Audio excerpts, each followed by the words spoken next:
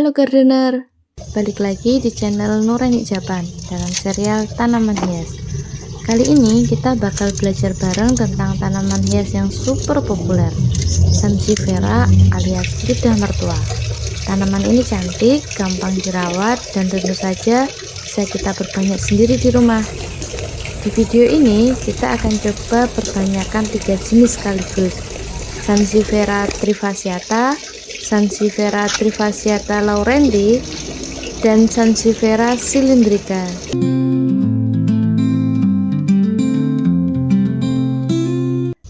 Kita mulai dari Sansevieria trifasciata, si lidah mertua klasik yang pasti sering banget kalian lihat. Warnanya hijau dengan corak belang-belang, daunnya tegak, dan yang paling penting, ini tanaman super bandel. Jarang disiram juga masih bisa hidup, makanya jadi favorit banyak orang. Kalau mau diperbanyak dengan stek daun, caranya gampang. Ambil satu daun yang sehat, nggak layu dan nggak sobek. Terus potong jadi beberapa bagian. Biasanya sih 3 potongan, masing-masing sekitar 10 cm. Tapi kalau daunnya panjang, bisa dapat lebih banyak potongan. Potongan daun kemudian ditancapkan ke pot kecil. Satu pot bisa kita isi 3 stek sekaligus. Bukan biar kelihatan rame ya, tapi ya biar hemat wadah aja sih. Nanti kalau sudah tumbuh besar, tinggal dipindah ke pot yang lebih besar. Media tanamnya kita pakai campuran tanah, kompos daun, sama sekam bakar. Campuran ini bikin media tetap gembur, poros, tapi juga ada nutrisi buat anakannya nanti. Kalau sudah ditanam, siram tipis-tipis aja, jangan kebanyakan air ya, soalnya lidah mertua tuh gampang busuk kalau terlalu lembab. Nah, hasil 5 bulan kemudian, tunas baru bermunculan, hijau, segar, dan sehat. Dan yang paling asik, hasil anakannya sama persis kayak induknya. Jadi rekomendasi banget kalau mau perbanyakan Sansevieria trifasciata dengan stek daun.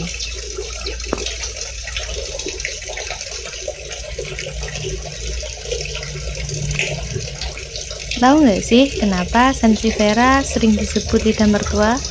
Karena bentuk daunnya panjang, runcing, dan tegas, mirip kayak lidah yang tajam kalau lagi ngomel. Tapi jangan salah, meski julukannya agak serem, tanaman ini justru bermanfaat banget karena Sansevieria bisa nyaring polutan dan hasilin oksigen. Fun fact yang cukup unik kan?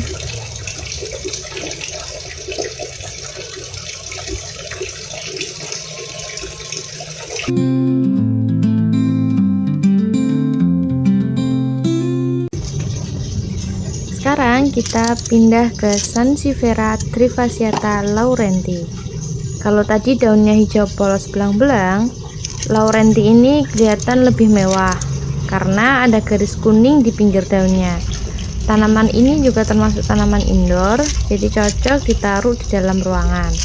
Selain bikin dekorasi ruangan makin cantik, Sansevieria juga mampu memperbaiki kualitas udara, menghasilkan oksigen, dan bikin suasana ruangan jadi lebih nyaman.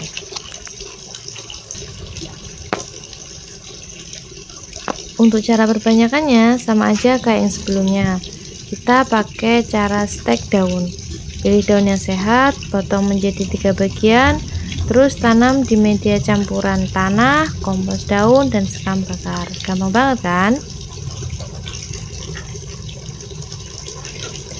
Tapi ada hal menarik nih. Setelah 5 bulan, anakan baru memang tumbuh sehat. Cuma garis kuning khas laurentiinya malah hilang. Jadi warnanya berubah mirip Sansevieria trifasciata biasa. Kok bisa gitu?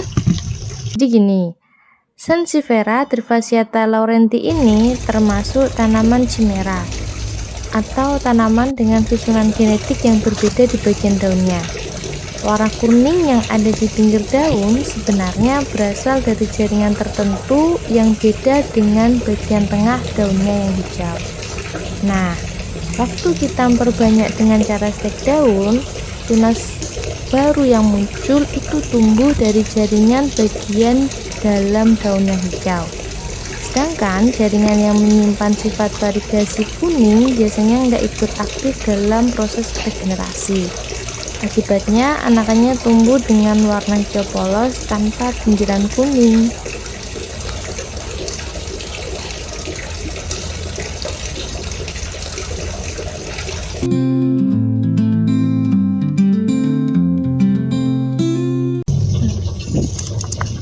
Terakhir kita bahas Sansevieria cylindrica. Dari namanya aja udah ketebak, daunnya berbentuk silindris, panjang, tegak, dan ujungnya runcing. Bentuknya unik, mirip lidi tapi versi tebal. Makanya sering jadi favorit buat tanaman hias karena tampil beda dari Sansevieria lain.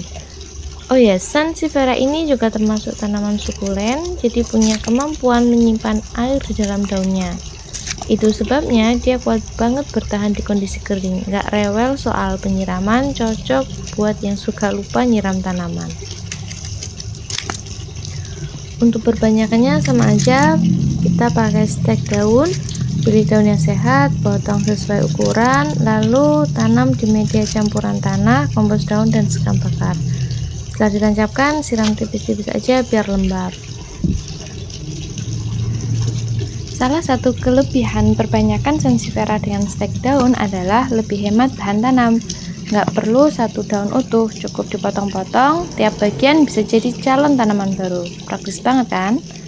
Selain itu, cara ini juga menghemat waktu, karena dalam satu periode bisa menghasilkan banyak anakan sekaligus.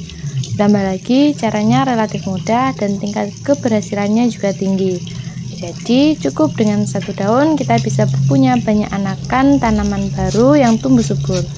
Gampang, cepat, dan pastinya bikin koleksi Sansevieria makin melimpah. Nah, setelah 5 bulan, stek daun Sansevieria cylindrica ini biasanya mulai mengeluarkan anakan baru, dan anakan yang tumbuh akan memiliki bentuk yang sama seperti indukannya.